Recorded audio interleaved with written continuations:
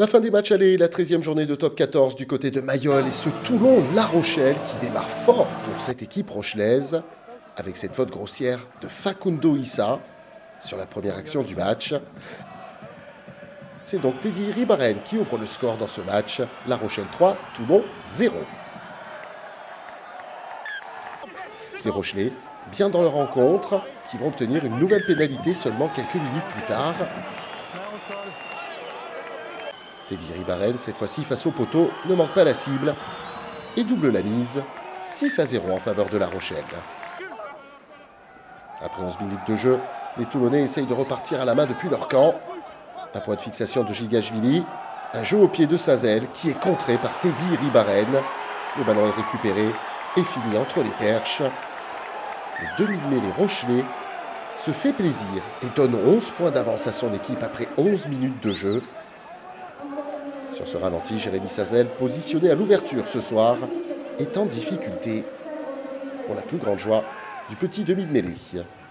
À la demi-heure de jeu, au jeu des pénalités, Toulon est toujours mené, mais plus que de 10 points, 6-16. Sur ce coup de pied de renvoi, Levani Botia va commettre une erreur en venant taper dans un partenaire et offrir à Melvin Jaminet l'opportunité de ramener son équipe à un essai transformé. Toulon 9, La Rochelle 16. Les Toulonnais qui insistent dans les derniers instants de la première période.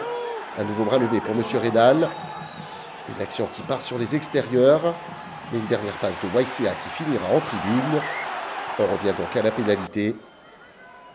Melvin Jaminet est toujours aussi précis et permet à Toulon de basculer à la pause avec 4 points de retard, 12-16.